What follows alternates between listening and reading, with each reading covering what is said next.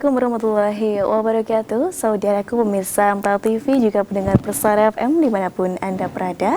Bagaimana kabarnya hari ini? Mudah-mudahan selalu dalam keadaan sehat, berbarokah dalam lindungan Allah dan juga berbahagia. Insya Allah saya Sekar Pangesti akan menemani Anda selama 1 jam ke depan dalam Sehati Sehat Bergizi.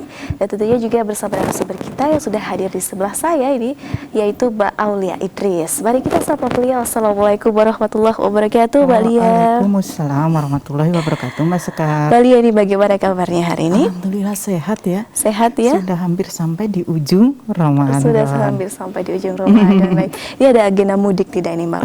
Alhamdulillah tidak. Tidak ya. Baik. Jadi nanti kita juga akan, ini kan sudah mendekati Lebaran ya, Mbak Lia. Ini tentu ini adalah momen dimana kita berkumpul dengan keluarga. Tentunya di sana juga banyak sekali nih makanan yang dihidangkan, apalagi di Indonesia ini tidak lepas dari yang seperti santan, lontong, opor, ketupat sampai rendang seperti itu ya. Ada juga nih kue kering gitu ya, Mbak Ulia.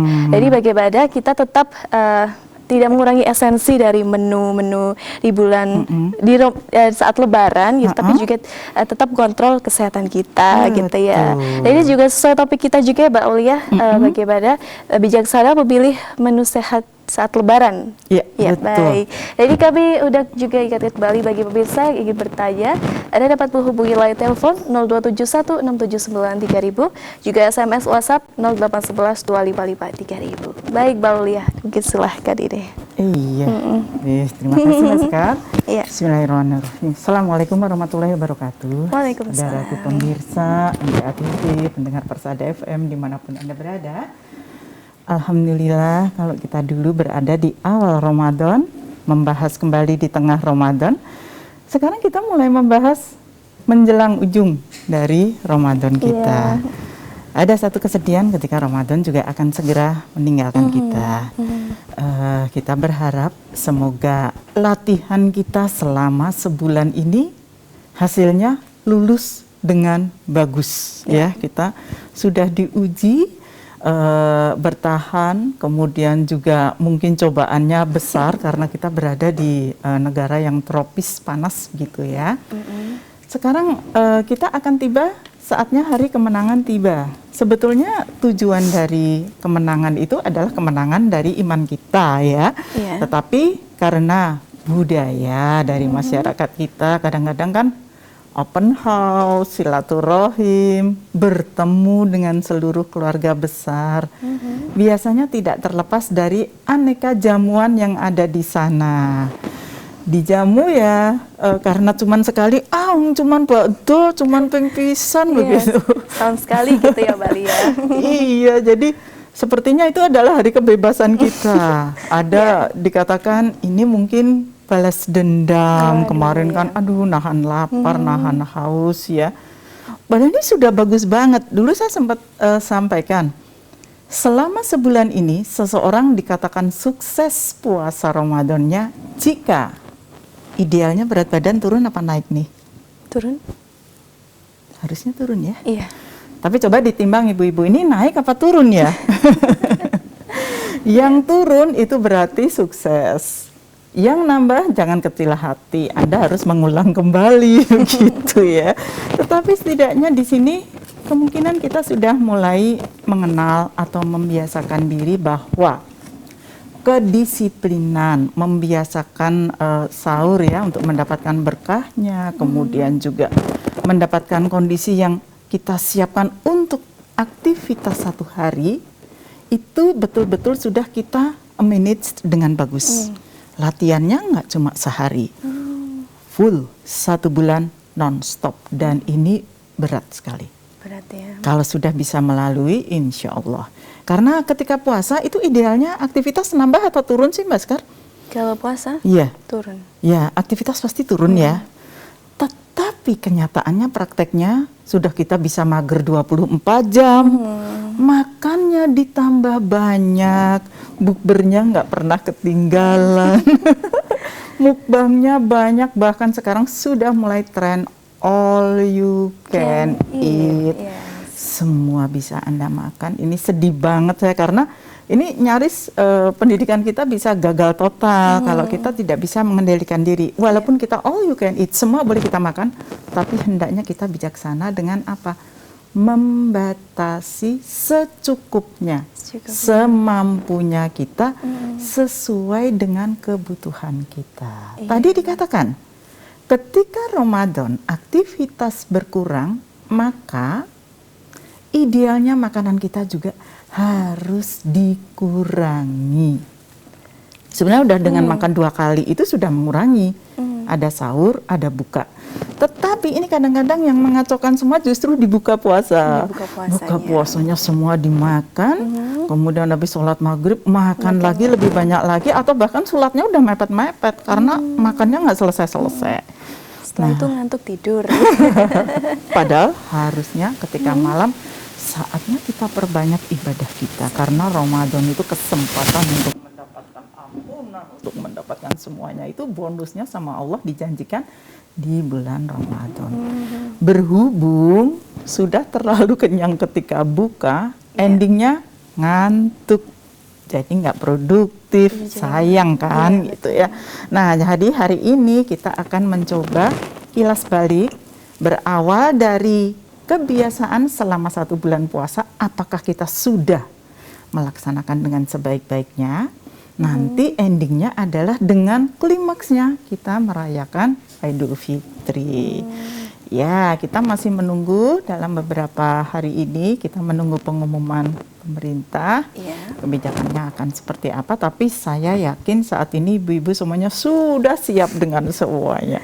Sudah persiapan ya, menu-menu Toplesnya sudah siap, mau masak apa untuk tamunya, kemudian menyediakan apa, aneka sirup, soft drink, kemudian ketupat mungkin udah mulai dibuat, ada lontong, gudeg, sambal goreng ati, kemudian opor ayam, telur pindang, ada kerupuk udang, dari mulai kastengel, kue keringnya ya, semprit coklat, kemudian nastar, aneka cake, puding dan lain sebagainya, semuanya insya Allah udah disiapkan. Nah, kita akan mencoba mencermati satu persatu sebenarnya bagaimana kita memanage hidangan ketika Lebaran supaya kita tetap sehat dan tidak terlepas dari kaidah Islam. Makan untuk 1 perut dan kita makan secukupnya. Baik, kita akan menuju slide hari ini tentang bijaksana memilih menu Lebaran yang sehat. Nah, kenapa di sini saya lebih cenderung, wah ini harus banyak buah. Ini loh, buah dan sayur-sayuran itu menjadi pilihan yang sangat sehat sebelumnya ketika kita Lebaran nanti. Nah, ibu-ibu masih ada waktu untuk belanja buah sekarang. Boleh apa aja Bu, buah di negeri tropis banyak, bisa pepaya, bisa semangka yang banyak airnya, kemudian bisa melon, kemudian pepaya, belewah, itu semua bisa kita sajikan. Nah, dari buah-buahan ini kita mencoba evaluasi. Apakah Lebaran ini kita hanya akan menyajikan yang opor, sambal goreng itu notabene adalah santan, jerohan, sumber protein hewani di sana mungkin ada ayam, ada ati, ada kereni ya mungkin daging, ada sambal goreng kentang dan lain sebagainya, semua ada. Dan ini konsekuensinya adalah tambahan nilai kalori dari hidangan yang kita konsumsi. Itu baru dari opor lengkap. Nah, saya coba di sini tampilkan bahwa ketika kita puasa kemarin selama 1 bulan, apakah kita sudah mendapatkan manfaat yang sebenarnya? 1, kita belajar menjadi kaum papa, kita belajar menjadi kaum duafa, di mana makan mereka itu nggak pasti. Kita kan kalau buka puasa pasti mukbang, kalau kaum duafa ya gimana mau mukbang, yang dimakan juga belum tentu ada. Nah, idealnya kalau kita puasanya betul, kita berat badannya turun. Tapi kalau sekarang ini coba ibu-ibu timbang, sudahkah berat badannya ditimbang, naik apa turun Bu? Atau minimal tetap aja berarti butuh hebat. Tapi kalau ibu sampai turun itu lebih hebat lagi. Nah, yang salah adalah ketika harus naik. Dan itu kebanyakan seseorang akan mengalami kenaikan berat badan.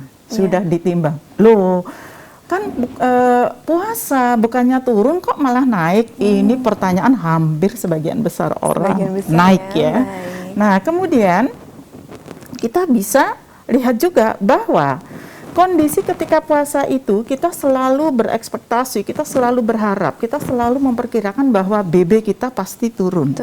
Nah, kenyataannya justru kebanyakan nambah. Malah nambah. Iya, ya? karena pola makannya tadi. Nah, beberapa hal yang perlu kita cek kembali ya ketika kita puasa, kemudian berat badannya justru naik, ada hal yang perlu kita perhatikan. Apa sajakah itu? Satu, kalori yang kita konsumsi itu surplus. Surplus itu artinya kelebihan. Kebutuhan orang normal, ya dewasa, bekerja, kemudian aktivitas sehari-hari kita bekerja dengan sedang mungkin ya laki-laki perempuan itu di kisaran 2000 kalori. Ya, 2000 kalori. 2000 kalori itu apakah sudah kita penuhi dari makan sahur atau makan pagi dengan ketika buka puasa, ya. Ini jika kita mengkonsumsinya berlebih, maka yang terjadi, padahal udah mengurangi makan siang, ini idealnya turun ya. Sudah mengurangi makan siang, ini pastinya turun. Tapi ketika kita justru makanannya itu tadi menjadi lebih banyak, atau justru yang bersantan, goreng-goreng, dan lain sebagainya, buka puasa aja bukan kurma, bakwan gitu ya. Membatalkan dengan bakwan. Nah ini gorengan dan sebagainya kita nggak cukup satu. Udah bakwan, terus di sini ada es kolak semangkok besar gitu ya. Gulanya berapa? Apakah sudah dihitung? Padahal kebutuhan ideal kita sehari gula jangan lebih dari 5 gram. 1 sendok teh gula. Kenapa?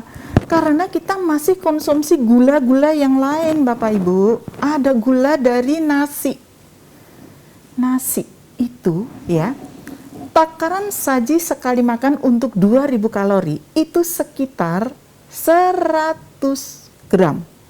100 gram itu setara dengan 3/4 gelas belimbing. Kalau Bapak Ibu kenal gelas pada zaman lalu, coba masukkan nasi. Nasi ya Pak, jangan beras. Kalau beras dimasak nanti mekar.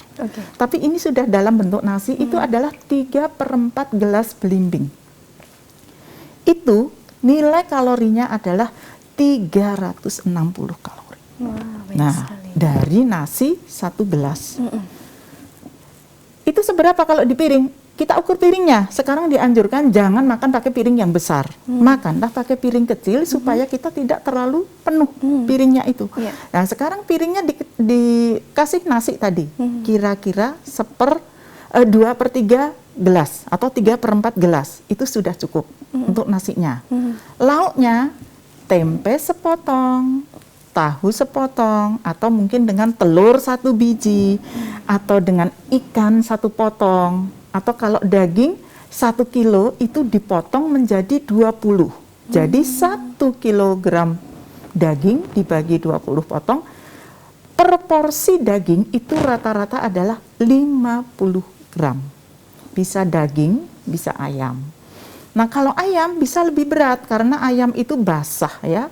Berat yang dapat dimakan itu semakin sedikit karena di sana kita hitung juga unsur bulu, unsur tulang, bagian yang tidak dapat dimakan itu, sehingga BDD ayam itu hanya di kisaran 55%. Sisanya buang semua, kecuali kita bikin ayam nugget. Itu betul-betul daging, atau kita bikin ayam teriyaki, kita bikin ayam chicken garden blue dan lain sebagainya, itu betul-betul kita pakai dagingnya murni. Tapi kalau daging, itu, Mbak, ya, fillet, fillet. Jadi kita sudah memang memasak itu tanpa tulang, ya. Nah, tanpa kulit. Nah, ini sudah bisa masuk hitungan bahwa yang kita makan menjadi 100%. Kalau ada tulang dan lain sebagainya, itu BDD-nya, berat yang dapat dimakan, itu di kisaran 55%-nya. Jadi kalau kita sajikan 100 gram, yang bisa kita makan hanya 55 gram. Yang lainnya adalah ibaratnya sampah, tulang dan sebagainya, bagian yang tidak dapat dimakan. Tahu sepotong, tempe sepotong, ayam boleh 1 potong, atau diganti telur, atau bisa juga daging, atau cukup tahu dan tempe boleh. Ikan asin boleh, ikan juga boleh. Nah, sudah, itu adalah idealnya menu sehari. Ditambah lagi ada sayur. Sayurnya seberapa? Kalau bisa sayurnya murah, semangkok. Jadi kalau bisa makan sayur sop itu jangan dicampur sama nasi. Makan dulu sayur sopnya semangkok biar kenyang serat, supaya apa? Nasinya kita makan sedikit. Oh, seperti itu. Iya, tidak kenapa berbarengan nasi gitu dibatasi? ya, Mbak? Nasi itu glycemic indeksnya tinggi. Artinya apa? Dia cepat sekali mengangkat kadar gula di dalam darah kita. Kalau sudah kadar gula di dalam darah kita naik, otomatis dia menjadi hormon insulinnya yang keteteran, menyeimbangkan kadar gula darah yang tinggi. Si insulin akan kesulitan untuk memecah semua gula tadi menjadi glukosa, dan akhirnya dia kesulitan. Nah, ini memicu sakit. Biar nggak sakit, nasinya dikit aja ibu-ibu. Coba ibu-ibu sekarang, semakin sedikit aktivitasnya, nasi bisa kita kurangi. Kalau tadi 3/4 gelas belimbing, itu untuk aktivitas yang mungkin ya normal ke atas atau cenderung berat. Semakin berat aktivitasnya biasanya orang butuh nasi lebih banyak ya. Tapi ingat, ketika kita puasa kemarin kan aktivitasnya sedikit, kurangi nasinya. Atau ibu-ibu yang semakin kerjanya lebih banyak di kantor, mengetik, lebih banyak diam, bukan aktivitas fisik, usahakan karbohidratnya dibatasi. Terus kenyangnya dari mana? Dari sayur-sayuran dan buah-buahan. Masya Allah, ini banyak sekali ternyata yang harus kita Mbak, kita takar gitu ya, tidak asal makan. Bahkan dari menu ada satu ukurannya. ada ukurannya. Dan semuanya harus dihitung, Mbak. Iya. Semua menghasilkan kalori. Semua menghasilkan kalori. Betul sekali tadi juga yang disampaikan Mbak Aulia bahwa ketika puasa ini kan aktivitas berkurang. Tentu makan yang kita makan juga harus dikurangi. Iya. Tapi fenomena saat ini adalah tentu malah banyak mukbang ketika buka puasa. Tadi Berlebihan. juga berlebihan ya, baik. Dan mungkin kita akan lanjutkan ini Mbak Aulia ya. Baik pemirsa MTA TV juga pendengar Persada FM, jangan kemana-mana, tetap di Sehati setelah informasi-informasi berikut ini.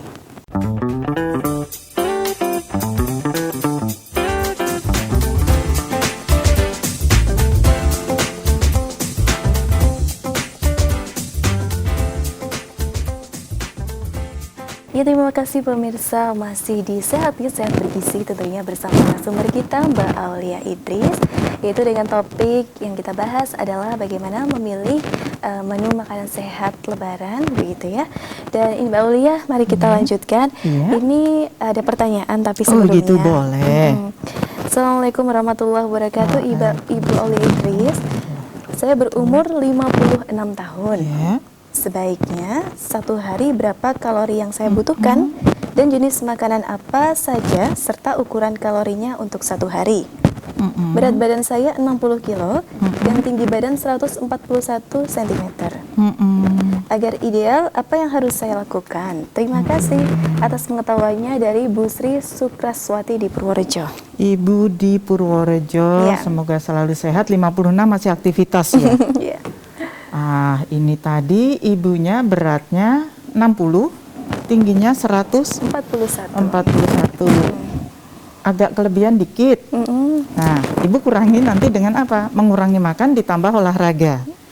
Gitu. Kemudian aktivitasnya, makanannya sebaiknya gimana? Karena ibu mungkin masih beraktivitas, kisaran wanita produktif di 2000 sampai 2400 kalori. Nanti aktivitasnya semakin banyak ibu berdiri dalam pekerjaan, maka di situ disebut pekerjaan itu semakin berat.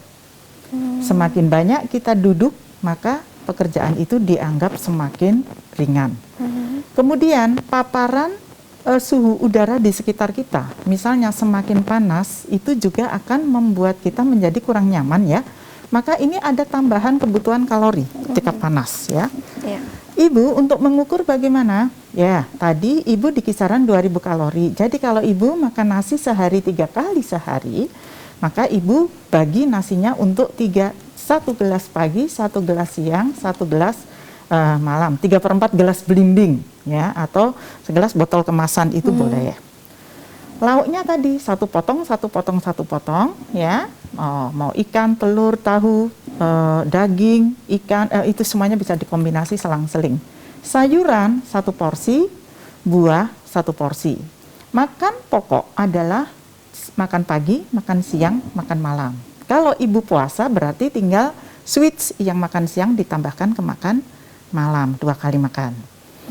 Ibu makanan apa yang baik? Semuanya baik, kecuali ibu ada penyakit-penyakit tertentu di mana ini harus mematuhi aturan yang sudah ditetapkan oleh dokter ya. Misalnya ibu menderita penyakit diabetes, maka ibu harus membatasi gula dan kalori. Misalnya ibu ada kolesterol, maka kita akan membatasi sumber lemak, santan, jeroan, daging, kulit ayam dan lain sebagainya. Kemudian idealnya berat badan berapa?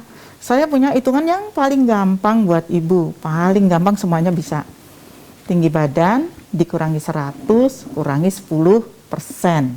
Jadi misalnya gini, tinggi badan ibu adalah 160 ya, dikurangi 100 itu berapa? 60 kan? Kurangi 10% dari 60 berapa? 6. Berarti berat badan ideal untuk ibu adalah 54 kg. Tinggi badan kurangi 100, kurangi 10%. Itu cara kuno, paling mudah, paling sederhana, dan memang standar ideal untuk gizi yang sehat. Itu agak gemuk, Bu. Kalau ibu patokannya, wah kayak mbak-mbak model yang langsing, kurus, tinggi gitu, ada telepon. Baik, ada apa nih Mbak Aulia? Kita angkat terlebih dahulu nih ya Mbak Aulia ya. Assalamualaikum warahmatullahi wabarakatuh. Waalaikumsalam warahmatullahi wabarakatuh. Iya, ini dengan siapa di mana ini? Ya, ini dari Pak Margono dari Sleman. Oh, Iya, Pak Margono dari Sleman, silahkan, ini apa yang ingin ditanyakan? Ya. Assalamualaikum Ustazah. Waalaikumsalam warahmatullahi wabarakatuh. Waalaikumsalam Bapak Margono, warahmatullahi monggo. Ya, ini mau nasihat ini pasca Ramadan ini berkaitan dengan menu makan ketika kita bersilaturahmi dengan saudara-saudara. Ini memang nafsu nanti akan diprioritaskan, karena kalau kita bersilaturahmi itu kan pasti ada tadi sambal opor, ada telur dadar, semua masuk semua ini kan dalam jangka waktu hanya berapa jam, perut akhirnya kan terus menggiling, berjalan berhari-hari terus, bahkan menjadi kebiasaan lah. Caranya gimana biar nanti kita itu tidak terlalu nafsu akhirnya diprioritaskan, sehingga nanti akan terjaga terus kesehatan, karena biasanya pasca Ramadan lebaran sana terjadilah banyak penyakit baru lah ini. Kita nafsu yang kita munculkan gitu lah, ini mohon nasihatnya biar kita itu tidak terlalu memprioritaskan untuk makan kepada saudara menyusui, sehingga kita bisa terjaga kesehatan terus. Ya, terima kasih atas nasihatnya. Assalamualaikum warahmatullahi wabarakatuh. Waalaikumsalam warahmatullahi wabarakatuh. Ya, memang kalau misalnya saat lebaran itu kan berkunjung ke rumah saudara yang ini disuruh makan, di saudara ini disuruh makan. Bagaimana ini setiap rumah duduk dan makan ya. Ini bagaimana? Jadi begini untuk Pak Margono, walaupun kita berkunjung misalnya 10 rumah, kalau 10-nya ada lontong, apakah Bapak akan mengkonsumsi semua lontongnya? Berarti kan 10 porsi ya. Itu kita tetap makan cukup 1. Oh, tadi saya sudah makan lontong opor di rumahnya Simbah misalnya. Oh, berarti di sini saya makan kuenya aja. Ya. Minumnya tetap air putih. Jadi ingat tadi, standar porsi kita sehari adalah nasi paling banyak adalah 3 takar, 3 piring. Nah, itu mau dibagi dalam sehari berkunjung berapa kali, ya dibagi aja. Jangan semua rumah wajib dikunjungi dan wajib dimakan. Bisa kita datang hanya, oh ya saya minum aja. Dan yang tuan rumah juga harus menghormati, jangan dipaksa. Ini mungkin sudah, oh iya saya makan. Makanya Bapak Ibu saya sarankan sediakan banyak buah. Buah itu lebih aman dikonsumsi atau nyamil. Ingat Bapak Ibu yang senang makan kastengel, batang keju, kemudian nastar, sehari standar porsinya maksimal adalah 1 porsi. 1 porsi kastengel itu isinya 3 biji. nastar 3 biji, ya. Batasi kalau di rumahnya si Mbah yang ini 1, rumahnya Mbah yang nanti lainnya 1, rumahnya Bude 1, pas. Jadi jangan di satu tempat setengah toples. Padahal itu godaan sekali, itu enak gitu Enak, ya. karena asin. Yang gurih itu bikin kita susah berhenti. Kemudian di sana ada emping, ada kacang bawang, ya. Banyak sekali. Jadi kalau kita bijaksana seperti Pak Margono katakan, batasi, ya. Di sini hanya cukup, oh ya empingnya 1, ya diperbanyak ngobrolnya aja, atau perbanyak minum air putih dan makan buah, itu lebih aman. Ingat, sehari kastengelnya 3, nastarnya juga 3. Nanti saya sampaikan berapa sebetulnya nilai kalorinya itu. Hanya dari kue kering. Padahal kue keringnya yang disajikan mungkin ada 8 macam. 1 macam dicoba 2, 8 macam, 16 biji kue kering. Berapa kalorinya? Kalau nastar itu 1 biji kalorinya 75. Padahal kita makan sehari 2000. 2000 itu udah nasi komplit sama lauknya, masih ditambahi kue kering. Nah, Pak Margono sampaikan setelah lebaran atau setelah puasa justru banyak yang sakit. Iya, karena kelebihan. Kue kering itu isinya adalah mentega, gula, kuning telur. Ya, bisa butter, bisa margarin, kuning telur. Atau lapis legit. Hati-hati, 1 potong lapis legit itu 700 kalori. Jadi kalau Bapak Ibu makan sehari 2000 kalori, hanya makan 1 potong lapis legit itu ya, 1 potong itu, atau black forest atau kue yang enak-enak pakai krim itu bisa sampai 600 sampai 700 kalori. Jadi Bapak Ibu harus rela meninggalkan semua makanan yang lain kalau mengendaki makan kue yang tadi. Yeah. Kita harus bisa membatasi diri kita. Oh, saya sudah 600 kalori nih, harus stop. Oh, saya sudah sekian kalori. Jadi kalau mau hemat kalorinya tidak banyak, Bapak makan sayuran, contoh gado-gado tanpa lontong. Atau Bapak makan sop sayuran atau timlo atau soto, nggak usah pakai lontong, nggak usah pakai nasi. Ini nanti perut kita kenyang tapi tidak jadi kalori. Kan kepengennya mungkin makannya macam-macam ya, tapi itu tadi pasti nggak bisa lepas dari isi toples. Apalagi ada ampiang kacang, emping dan lain sebagainya yang digoreng-goreng, itu mete gitu. Wah, ini boleh tapi dibatasi. Kalau kita bijaksana, insya Allah kita terjaga, dan ingat kemungkinan besar akan lebih baik jika hari kedua kita sudah puasa sunnah lagi, biar bisa ngerem gitu ya. Berkunjungnya bisa makannya, kan kemarin sudah sukses yang 1 bulan.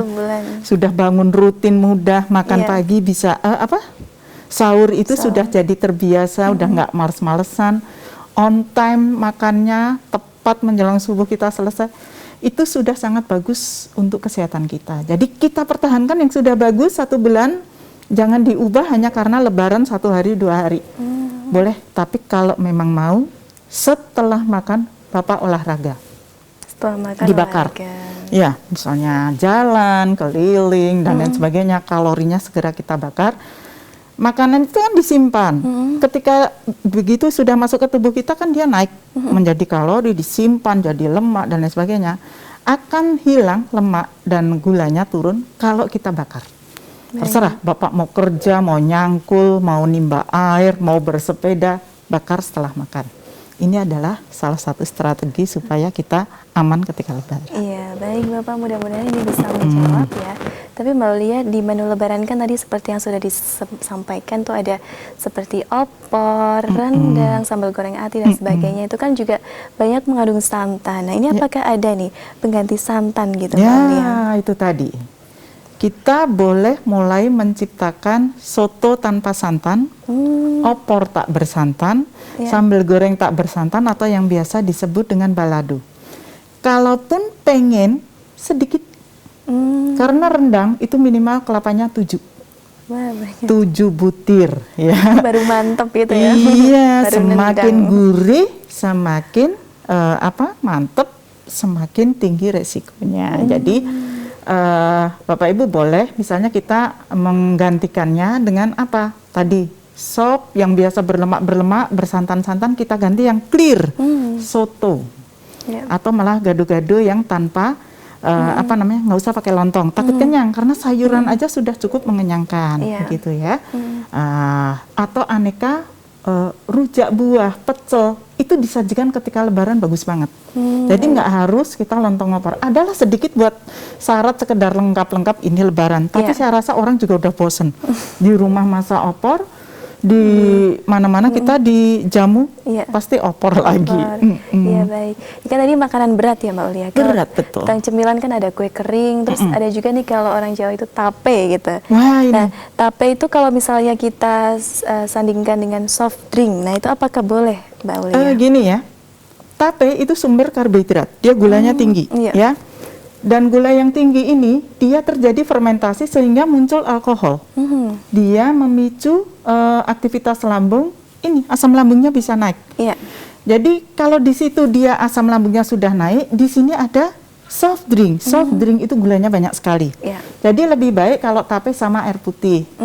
Atau wedang tape, atau tapenya simpan aja buat nanti habis Lebaran. Iya, iya, iya. Seneng ya, ibu-ibu bikin. Oh itu nanti kalau ada tape biasanya ada jenang dodol, Wah. ada kerasian, ada geti, ada, aduh semuanya itu manis. Iya. Boleh tapi dikit, secuil ya. Misalnya dodol ukuran 3 kali 4 cm gitu ya. Kita makan aja itu dibelah 4, berbagi. Iya. Segera digelontor, dinetralkan dengan air putih yang Iya. hangat.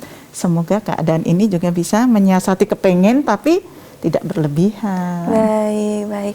Nah Mbak Ulia, setelah keliling silaturahim ke rumah satu, ke rumah yang lain, itu tuh biasanya tuh terus gak lama itu siangnya terus tidur. Nah, apakah baik Mbak Ulia? Olahraga. Ah. Iya. Jadi olahraga dulu. Jadi apalah yang bisa dilakukan, senam sambil duduk, atau Iya. kita zumba sebentar, atau malah kita ke rumahnya Pak D, parkirnya agak jauh. Begitu. Jalan kakinya mungkin agak naik dan lain sebagainya. Ini termasuk salah satu bagian dari olahraga. Habis itu Olahraga. bersepeda ya. Iya. Kalau menu makanan yang tidak boleh dimakan berbarengan, misalnya rendang dengan apa gitu Mbak, apakah begitu ada ya? Mbak Ulia? Kalau rendang itu sudah berat ya. Biasanya orang itu yang bahaya itu soft drink. Soft drink. Soft drink itu banyak sekali disajikan ketika kita banyak acara. Soft drink itu adalah minuman karbonasi. Karbonasi itu artinya apa? Dia memicu dia menghasilkan gas. Jadi ketika kita itu makan, kita sudah disunahkan dalam lambung itu sepertiga makanan, sepertiga air, sepertiga udara. Iya. Nah nanti ketika kita minum minuman karbonasi, gasnya itu nambah. Sehingga ketika kita makan minuman karbonasi, akhirnya banyak bertahap, banyak gelegean. Iya, iya. Gelegean atau bersendawa itu artinya mengeluarkan timbunan gas yang ada di dalam lambung kita, Iya. supaya rasa kita menjadi lebih nyaman. Tapi kalau dibiarkan terlalu lama, ini nanti juga akan berbahaya. Bisa terjadi fermentasi. Contoh makanan yang terfermentasi di dalam lambung tanpa kita sadari, durian. Jadi kalau makan durian, itu lama-lama nanti perutnya begah. Kenapa? Karena gula dari durian itu kan tinggi sekali. Iya. Ketika dia masuk ke dalam lambung kita akan terjadi fermentasi, dan fermentasi ini lama-lama akan memunculkan gas. Jadi kalau kepengen boleh. Kalau saya sih nggak pernah melarang, boleh. Tapi satu ya, berhenti. Bukan satu gelundung. Satu biji, baik Mbak Ulia. Lalu ini ada pertanyaan lagi nih Mbak Ulia. Begitu. Izin bertanya Ibu Izin. Aulia, saya setiap pagi terbiasa senam ringan selama kurang lebih 30 menit. Dan walaupun sedang berpuasa, saya tetap senam pagi. Walaupun habis senam memang terasa Keringetan, haus, lemes. haus ya. Tapi nanti lama-lama hilang sendiri. Karena kalau olahraga sore, waktunya tidak bisa. Karena sore ada kegiatan TPQ, tahsin, kajian Oh, umum. gitu ya. Bagaimana yang demikian itu? Ibu Tri Kutoarjo. Iya, untuk Ibu Tri di Kutoarjo, kalau memang olahraganya harus pagi, usahakan Ibu minumnya ketika sahur dibanyakin, Bu. Untuk mengantisipasi keringat yang akan keluar ketika olahraga tadi, karena cadangan air kita sudah cukup. Iya. Tapi kalau mau olahraganya aman, lebih saya katakan sore. Sore olahraga itu bagus sekali untuk membakar penumpukan lemak yang ada di dalam tubuh kita, dan itu adalah saat yang paling ideal untuk meningkatkan metabolisme di dalam tubuh kita. Jadi Iya. dibakar dengan olahraga itu cepat. Untuk mereka yang ingin turun berat badan, usahakan puasa olahraganya sore. Kenapa sore? Sore itu udah menjelang berbuka. Begitu keringetan, haus, nanti kita minum. Nah, untuk ibu yang tadi olahraganya pagi, harus diimbangi akan banyak keringetan, Mbak, gitu. Iya, dehidrasi itu bahaya, ya. Jadi kita jangan sampai membuat kondisi dehidrasi dalam tubuh kita. Antisipasinya dengan apa? Perbanyak minum, perbanyak makan buah, ya, untuk menyimpan cadangan cairan di dalam sel tubuh kita. Kemudian juga banyak makan sayur yang banyak mengandung cairan. Contohnya sawi, toge itu bagus untuk bisa menghasilkan cairan di dalam menghidrasi tubuh kita. Iya, baik. Mudah-mudahan ini bisa menjawab. Nah, Mbak Aulia, kalau misalnya sebelum Idul Fitri kan kita dianjurkan atau disunahkan untuk makan sebelum sholat Id. Nah, itu kan kita berpuasa selama sebulan penuh, tentu pola makan ini berbeda. Apakah ada tips khusus untuk menunya yang baik? Karena setelah sholat nanti kan juga makan. Masih makan gitu. lagi ya? Iya, mungkin saya lebih sarankan sedia ini ya, bagelen. Bagelen itu adalah roti yang dipanggang 2 kali sehingga dia nanti menghasilkan kue yang kering, kayak bolu kering. Itu lebih mudah dicerna, ya. Kemudian mudah diserap oleh tubuh tanpa memberi beban pada pencernaan. Biasanya sholat ketika pagi itu buru-buru, mungkin jaraknya dan lain sebagainya. Jadi kita antisipasinya makan yang mudah dan cepat, ya. Instan, ya. Instan itu artinya cepat, bukan harus yang instan buatan pabrik, ya. Cepat. Jadi apa yang bisa kita sajikan pagi itu? Misalnya kan makan berat itu nanti masih siang. Oke, kita misalnya ibu-ibu siapkan snack, misalnya sandwich pagi-pagi. Atau kita bisa konsumsi dengan apa? Sereal pagi-pagi. Itu semacam bubur, ya. Atau bubur, itu lebih mudah. Porsinya kecil, bisa mengisi perut, terutama hangat ya, ketika kita mau pergi. Atau bisa juga aneka sup. Soto, sup, timlo, ya. Itu bisa kita sajikan pagi-pagi. Bahkan bakso juga boleh, ya. Bakso dengan ada sayurannya, ditambahkan sedikit mie. Tapi kalau memang tidak ingin kenyang, cukup kita kenyang dari dagingnya, atau kita sebut dengan istilah kosongan. Tanpa karbohidrat, begitu ya. Nanti antisipasinya setelah sholat kita silaturahim ini sudah mulai apa namanya terisi dan kita bisa tahan lama. Atau kalau memang ibu-ibu bisa dan kerso, jus buah atau susu hangat dengan 1 butir telur rebus. Ya, itu juga bisa mensuplai kebutuhan pagi cukup, tapi tidak membebani kerja lambung dan insya Allah ini juga sehat, terutama untuk anak kecil. Baik, terima kasih. Mudah-mudahan bisa menjawab. Ini Mbak Aulia, kalau tadi kan sudah berbicara tentang makanan. Nah, kalau minuman yang kita sediakan untuk tamu nih, apa ada tipsnya? Kan biasanya tuh yang disediakan tuh minuman ringan atau sirup yang simple dah gitu. Bagaimana caranya biar kita bisa menyediakan minuman, tapi di saat banyak tamu supaya simple tapi tetap sehat? Ya, betul. Bagaimana kalau jus buah? Oh gitu. Jadi kita bisa jus buah atau kita bikin es buah dengan penggunaan gula yang sangat minimal. Usahakan manisnya itu asli dari buah. Gitu ya. Misalnya kita bikin jus, wah aneka warna kan bagus ya. Bukan soft drink. Memang ini akan butuh waktu, butuh apa namanya persiapan, tetapi insya Allah ini lebih sehat. Sediakan selalu air putih. Dan kita mengedukasi teh tawar, gulanya adalah menambahkan sendiri, jangan terlalu manis ya.